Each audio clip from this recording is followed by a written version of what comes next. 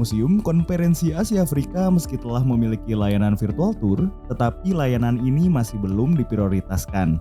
Sementara, Museum Konferensi Asia Afrika tetap memprioritaskan memberikan pelayanan kepada pengunjung fisik. Walaupun kunjungan fisik ini sangat diminati oleh para pengunjung, tentu saja dengan keterbatasan ruang yang ada sesekali akan membuat kegiatan menjadi kurang nyaman. Di sisi lain, kekurangan lahan untuk parkir menjadi kendala tersendiri dalam pelaksanaan kunjungan ini. Tidak sedikit masyarakat yang mendapat pungutan yang tidak wajar dari para penyedia parkir liar. Sejatinya, Museum Konferensi Asia Afrika telah melengkapi diri dengan layanan dan fitur virtual tour sejak tahun 2012. Namun demikian, sebagian besar fitur yang tersedia masih belum bersifat interaktif. Perpustakaan Museum Konferensi Asia Afrika yang memiliki cukup banyak koleksi buku langka selama sekian waktu belum memiliki pustakawan. Secara pengelolaan administratif, Museum Konferensi Asia Afrika pada waktu itu masih dinilai kurang. Terlebih, laporan kinerja tahunan Museum Konferensi Asia Afrika belum mandiri. Laporan kinerja ini masih menjadi bagian kecil dari laporan kinerja Direktorat Diplomasi Publik dan Direktorat Jenderal Informasi dan Diplomasi Kementerian Luar Negeri Republik Indonesia. Museum Konferensi Asia Afrika membenahi diri dengan terus berupaya memberikan pelayanan publik terbaiknya. Pelayanan publik ini diupayakan semaksimal mungkin mampu mengakomodir harapan seluruh lapisan masyarakat. Pembenahan diri ini dilakukan sebagai bentuk pencanangan Museum Konferensi Asia Afrika sebagai zona integritas wilayah bebas dari korupsi pada tahun 2019.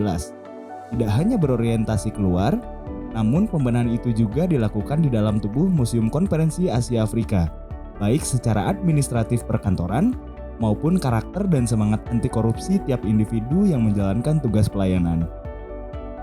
Pada 10 Desember 2019, secara resmi Museum Konferensi Asia Afrika berhasil meraih predikat sebagai zona integritas wilayah bebas dari korupsi.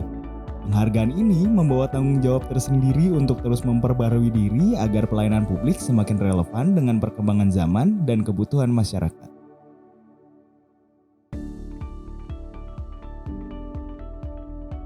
Fasilitas virtual tour ini terus dilengkapi. Pengunjung kini memiliki banyak pilihan menu yang memanjakan mereka kala bergabung di tur virtual Museum Konferensi Asia Afrika. Tur daring ini menawarkan kemudahan mulai dari voice-over, replika mikrofon atau table mic, tinggi 30 cm, berwarna abu-abu, pemutakhiran informasi koleksi, pengayaan bahan audiovisual, e-book, dan audiobook.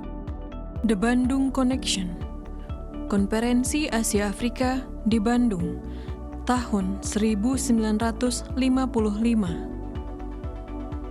oleh Dr. H. Ruslan Abdul Ghani. Pengembangan media sosial juga terus dilakukan oleh Museum Konferensi Asia Afrika sebagai sarana mendekatkan diri dengan sahabat museum. Media sosial juga dibuat sebagai sarana diseminasi informasi kegiatan Museum Konferensi Asia Afrika dan pengetahuan terkait sejarah Konferensi Asia Afrika 1955. Melalui platform Instagram Live dan streaming pelaksanaan kegiatan Museum Konferensi Asia Afrika, masyarakat dapat merasakan kehadiran Museum Konferensi Asia Afrika tanpa sekat jarak dan waktu. Menanggapi perkembangan zaman dan kondisi pandemi COVID-19, Museum Konferensi Asia Afrika berinovasi untuk melaksanakan program layanan publik permuseuman berbasis virtual yang disebut Sibaron atau Sami-Sami Belajar Online. Melalui program ini, masyarakat tetap dapat merasakan serunya berkunjung ke museum dengan cara yang berbeda tanpa perlu kehadiran fisik mereka di museum. Dengan bantuan para edukator yang berkompeten, masyarakat akan lebih mudah mempelajari seluk-beluk sejarah Konferensi Asia Afrika 1955 kapan dan di mana saja. Dengan konsep kegiatan virtual yang diusung Museum Konferensi Asia Afrika dalam rangka peringatan ke-66 Konferensi Asia Afrika berdampak positif terhadap peningkatan partisipasi publik. Hal ini nampak dari kegiatan yang diusung seperti Bandung Historical Study Game, Storytelling, Messages of the World, serta kegiatan lainnya yang merangkul partisipan tidak hanya di sekitar Bandung, namun juga diikuti oleh masyarakat di seluruh daerah di Indonesia bahkan dunia. Seiring dengan pengembangan inovasi berbasis digital, Museum Konferensi Asia Afrika terus mengembangkan konsep inklusivitas sebagai museum untuk semua, termasuk konsep museum yang ramah disabilitas. Tahun 2021 merupakan pemantapan konsep inklusivitas ini melalui pencanangan Museum Konferensi Asia Afrika sebagai museum untuk semua. Pencanangan ini ditandai dengan peluncuran untuk pertama kalinya buku sejarah Konferensi Asia Afrika The Bandung Connection dalam edisi braille dan audiobook. Dengan harapan bahwa sahabat disabilitas memiliki hak yang sama terhadap akses pembelajaran sejarah tentang Konferensi Asia Afrika. Menyikapi pentingnya sumber daya manusia yang berkompeten, Museum Konferensi Asia Afrika menambah 3 pamong budaya dan 1 pustakawan yang langsung diterjunkan sesuai dengan bidang tugasnya masing-masing. Keempat personel baru ini diharapkan mampu membawa inovasi dalam berbagai kegiatan Museum Konferensi Asia Afrika. Mereka juga langsung menerima peningkatan kompetensi melalui benchmarking untuk mendapat gambaran mengenai pengembangan museum. Dengan penghargaan yang telah ada, menjadikan Museum Konferensi Asia Afrika sebagai sebuah institusi yang dinilai patut dijadikan contoh positif bagi instansi lainnya. Dalam rekam jejak sharing of knowledge yang telah dilakukan Museum Konferensi Asia Afrika, setidaknya terdapat sejumlah instansi yang telah berkesempatan mendapatkan sharing of experience dari Museum Konferensi Asia Afrika. Antara lain, Museum Penerangan Nasional dan Monumen Pers Nasional dengan tema pembangunan zona integritas wilayah bebas dari korupsi. Museum Benteng Frederberg dengan tema komunitas sahabat museum bersama sahabat Museum Konferensi Asia Afrika, webinar bersama Dispusipda Jabar,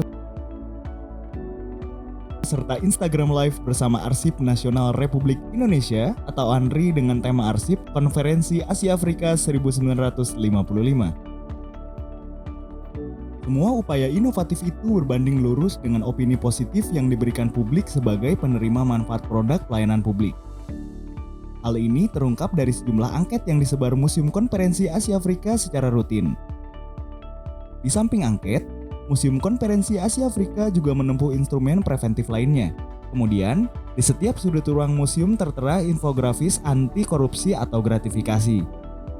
Untuk mengurangi kontak fisik dengan pengunjung yang dapat membuka potensi terjadinya penyimpangan, Museum Konferensi Asia Afrika mendorong publik lebih banyak memanfaatkan reservasi online untuk berkunjung ke Museum Konferensi Asia Afrika. Pengelola museum juga selalu menyampaikan himbauan, terutama kepada pengunjung untuk tidak memberikan imbalan berupa tip.